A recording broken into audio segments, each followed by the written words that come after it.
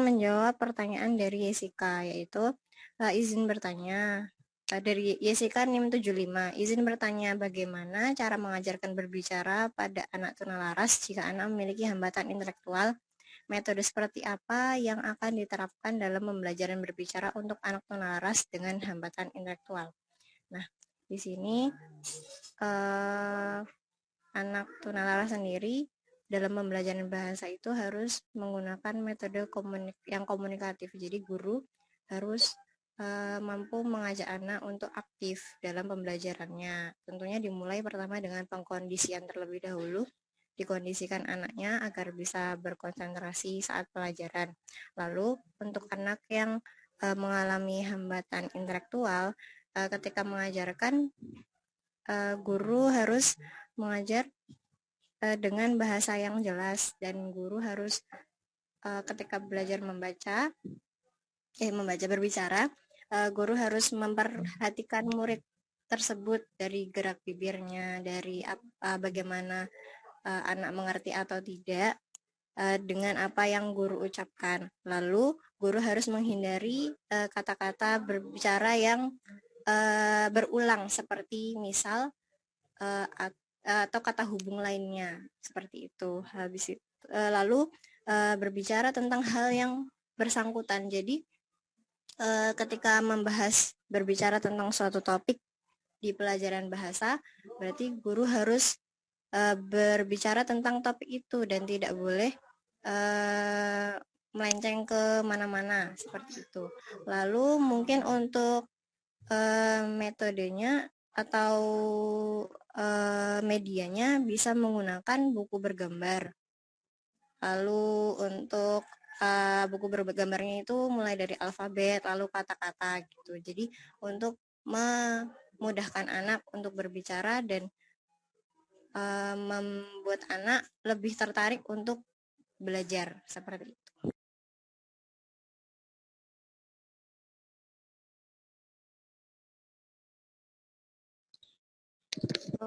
Mungkin dari tadi jawab pertanyaan ini siapa?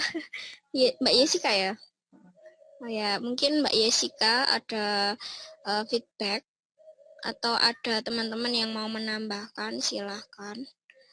Oh ya, untuk pertanyaan-pertanyaan yang sudah masuk bisa dilihat di kolom chat ya teman-teman. Terima kasih atas jawabannya dan sudah jelas. Baik, yang kemudian ada pertanyaan lagi yang mungkin bisa dijawab dari kelompok saya. Silahkan Mbak. Oke, perkenalkan saya Mas Nurkista. Saya akan menjawab pertanyaan dari Salsanida NIM 63. Contoh alat pelemasan organ bicara itu seperti apa dan bagaimana cara menerapkan pada anak. Nah, contoh alat di sini bukan semata-mata seperti alat kedokteran yang biasa kita lihat, tapi ini ada salah satu alat seperti permen bertangkai atau madu. Nah, di sini permen itu kan ketika kita makan permen itu membuat lidah kita bergerak ke sana kemari, dan itu secara tidak langsung memberikan efek yang semula lidah itu kaku untuk berbicara, lalu dengan memakan permen ini anak bisa menjadi lidahnya itu bergerak, itu sama saja memainkan fungsi lidah. Nah, dari situlah perlahan anak tidak mulai kaku lidahnya dan mulai bisa berbicara. Nah, selain itu madu juga itu kan licin. Nah, licinnya itu membuat lidah tuh seperti ingin ini rasanya kok licin banget. Jadi membuat lidah yang semula kaku jadi bergerak karena licin tersebut. Nah, alat-alat ini berfungsi untuk mempermudah anak dalam proses berbicara. Nah, mungkin ada yang ingin menambahkan atau saya sendiri ingin menyanggah, mungkin kurang sesuai dengan apa yang diinginkan. Permen karet bisa nggak? Kalau menurut saya sepertinya permen karet juga bisa kan. Soalnya permen karet itu kan kalau nggak dikunyah itu aneh kan. Jadi kayak makan permen biasa aneh gitu. Jadi mungkin itu juga mempercepat kan. Selain anak itu tertarik kan ya. Pasti anak namanya permen itu suka. Apalagi permen karet itu menyenangkan, bisa ditiup, bisa apa gitu kan. Lalu itu menurut saya salah satu metode yang efektif juga. Terima kasih nih, Mas. Mungkin saya mau menambahkan ya. Jadi apa namanya? Apa tadi? Sorry. Jadi apa namanya? Pelemasan organ bicara itu mungkin dengan menggunakan senam. Jadi biasanya kalau sebelum biasanya apa ya? Kayak mangap dulu gitu loh. A I U E O A I U E O sampai apa ya? Sampai bukan sampai capek sih, tapi sampai benar-benar apa ya, udah lemes gitu loh organ bicaranya, mulutnya itu. Terus habis itu kalau dulu waktu apa sih namanya sing vokal grup apa gitu loh, kalau paduan suara dulu saya pernah diajari itu nih pakai 3 jari itu harus sampai mulutnya itu bukanya itu sampai gitu gitu. Jadi kan itu kayak melemaskan, yang biasanya cuma diem kalau mau ngomong gitu kan agak kaku-kaku gimana lah, itu pakainya bukan alat sih tapi lebih kayak metode cara untuk melemaskan organ bicara itu seperti itu. Mungkin ada yang mau menambah.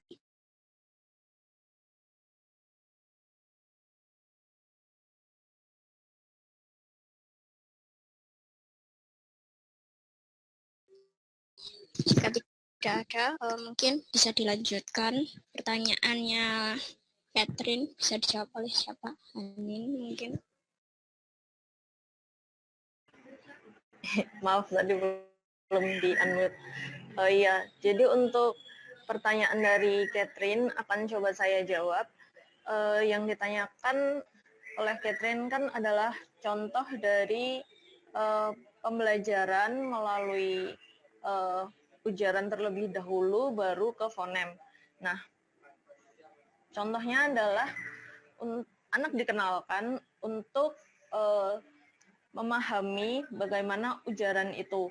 Jadi ujaran itu kan sebenarnya kalimat atau suatu bentuk yang dilisankan. Nah, anak dapat mempelajari bagaimana ujaran itu secara sederhana terlebih dahulu.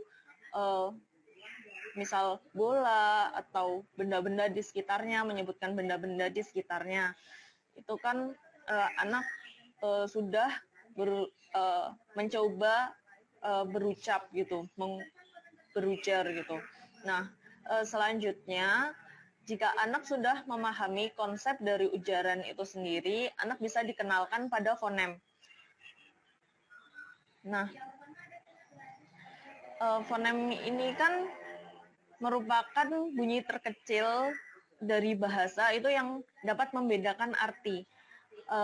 Contohnya seperti ini. Misal perbedaan bunyi huruf E pada kata sate, pedas, dan enak. Jadi itu kan terdengar berbeda ya. Nah, fonem itu dapat membedakan arti. Contohnya saja, misal pada bahasa Jawa itu ada kata kono sama kono.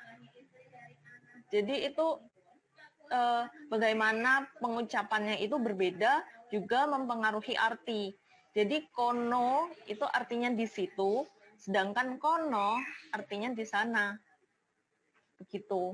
Jadi anak dikenalkan konsep ujaran terlebih dahulu, bagaimana melisankan sesuatu, dilanjutkan dengan pembelajaran fonem, bagaimana pengucapan itu dapat mempengaruhi makna.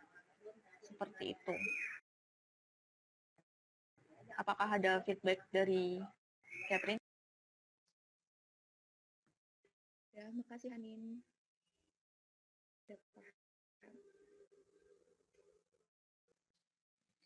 Ya, mungkin yang lain ada yang mau menambahkan. Maaf Bu Arsy, ini soalnya sudah terjawab semua. Ini apakah dibuka pertanyaan lagi atau ada kelompok lain?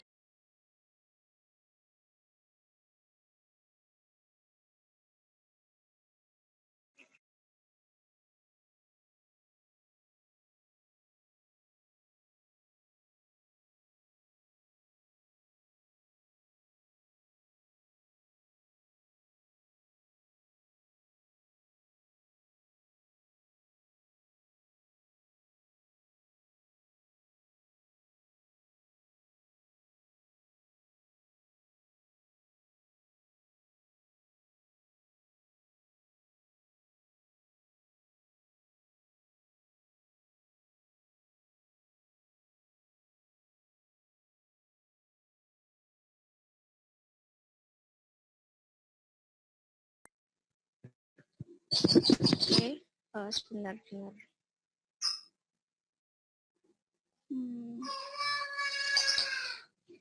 Ini kita akan membuka pertanyaan lagi, dan ini ada pertanyaan dari Awalia Bunga.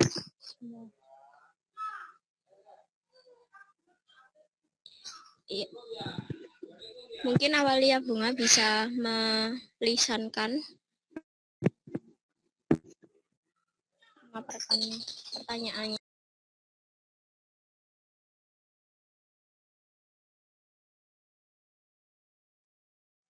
Pertanyaan saya, upaya-upaya apa saja yang di dalam kelas untuk mendukung interaksi berbicara anak tunarungu dalam kegiatan kelas?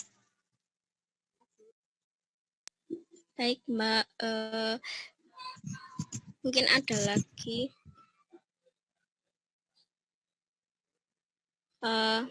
Jika tidak ada, kami minta waktu sebentar untuk mendiskusikannya ya teman-teman.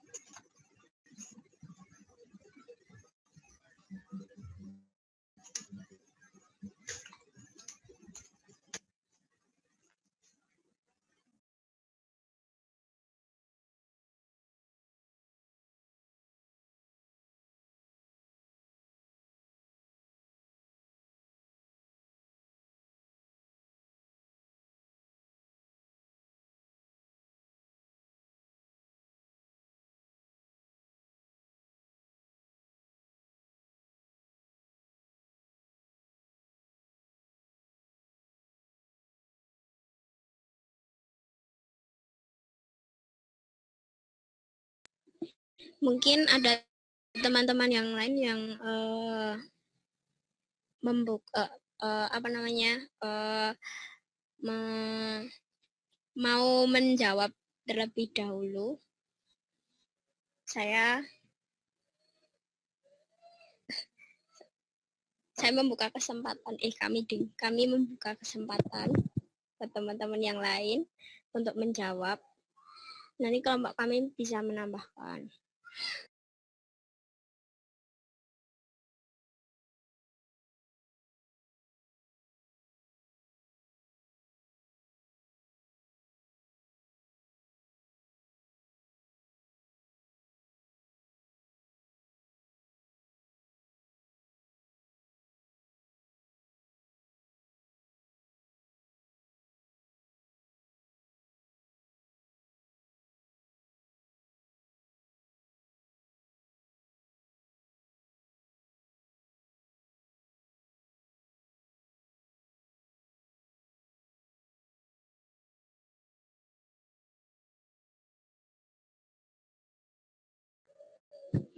Mungkin Mbak Zara bisa menjawab.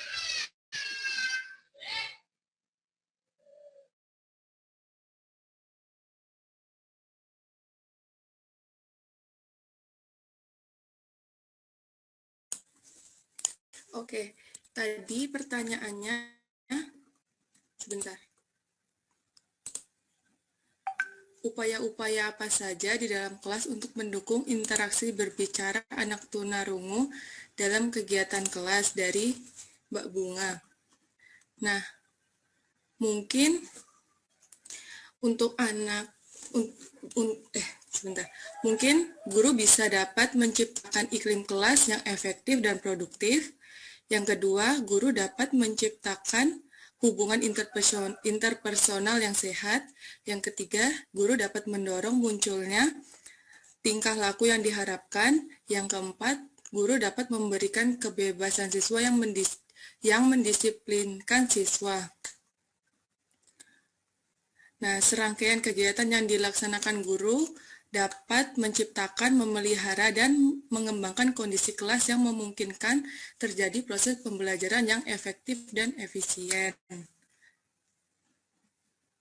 Mungkin dari yang lain bisa menambahkan atau dari Mbak Bunga sendiri ada feedback? Ya, terima kasih.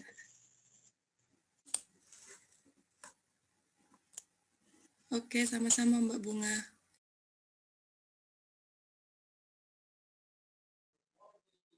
Ada tambahan teman-teman?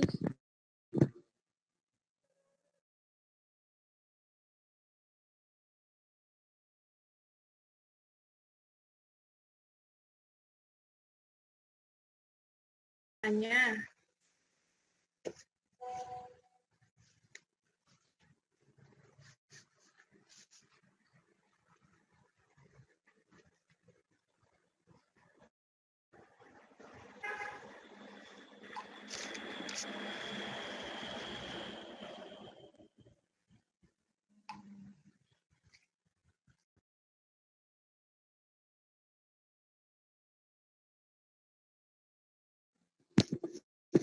Silahkan Mbak Novia.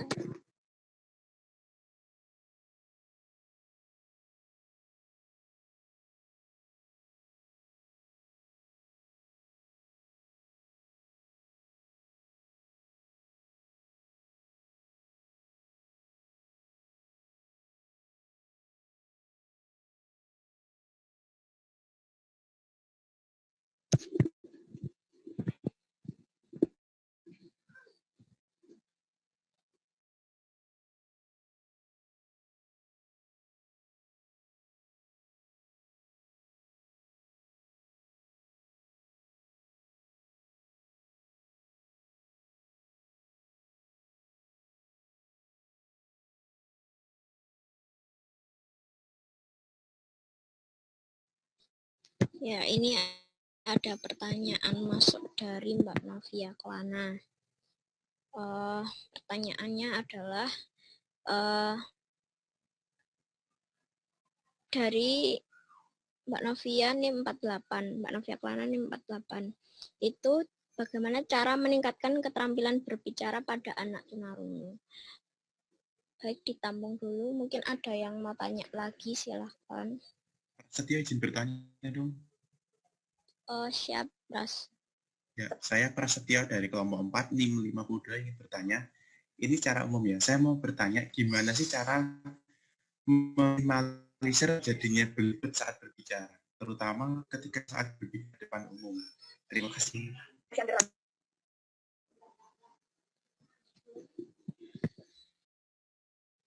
Saya ulangi ya, Pras. Jadi, bagaimana cara supaya tidak apa, Pras? Tidak belibet. Meminimalisir terjadinya belibet saat bicara di depan umum. Ya. Ya. Terima kasih, Pras. Akan kami tampung dulu ya, teman-teman. Mungkin ada yang tanya lagi.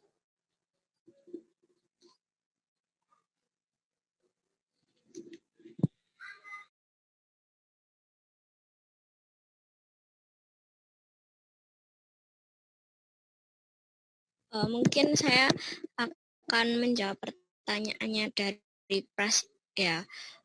Kalau untuk meminimalisir belibet di depan umum itu yang pertama mungkin kalau dari pengalaman saya ya itu ya seperti tadi senam dulu, senam senam apa ya, yang A I U E O itu loh Ras, yang tadi saya jelaskan tadi. Karena itu itu salah satu cara untuk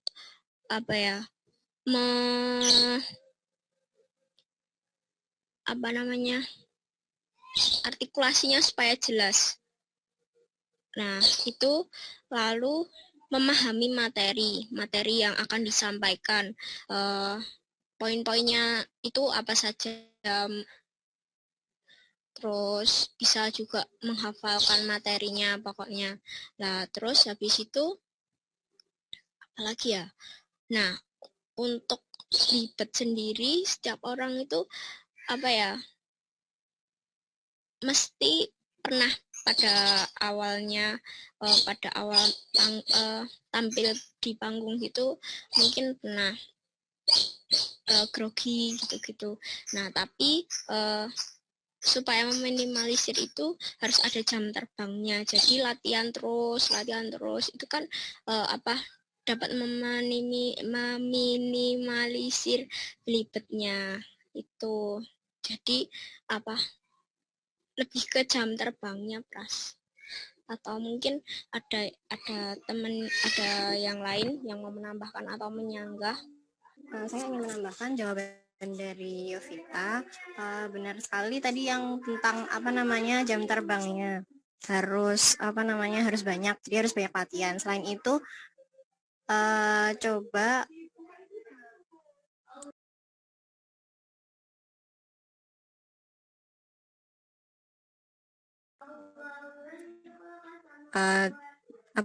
apakah suara saya terdengar? Iya, terdengar.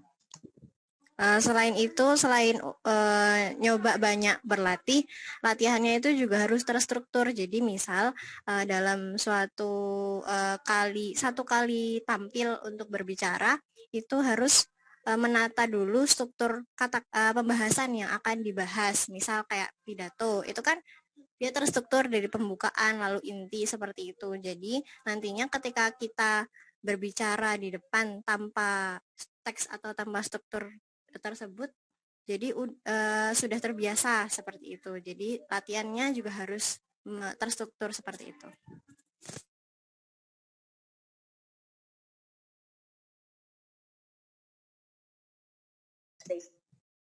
Baik, terima kasih penjelasan dari Mbak Yovita dan Mbak Nikmatul Afifah.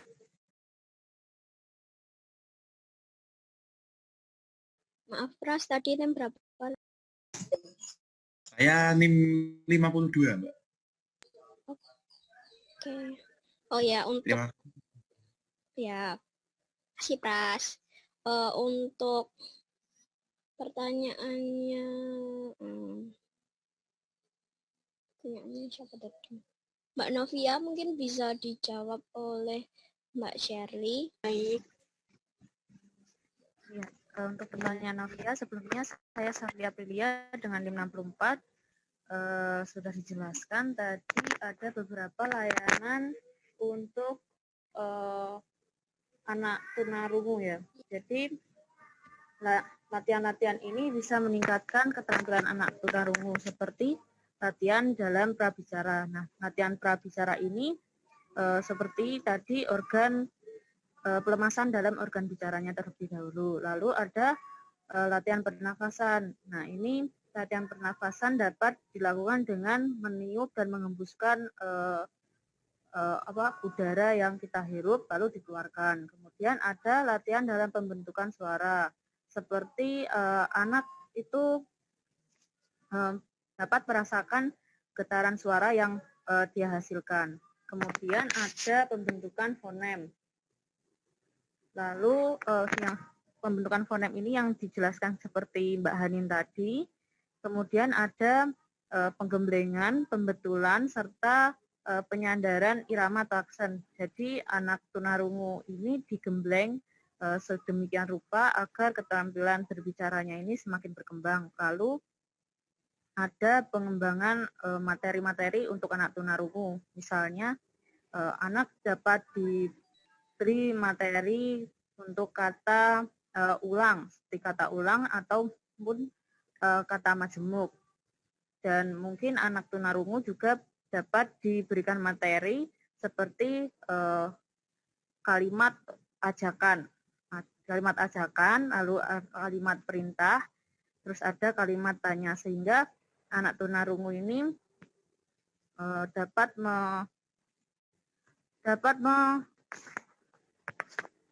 meningkatkan kemampuan keterampilannya melalui materi-materi yang telah diajarkan secara langsung seperti kalimat ajakan dari seorang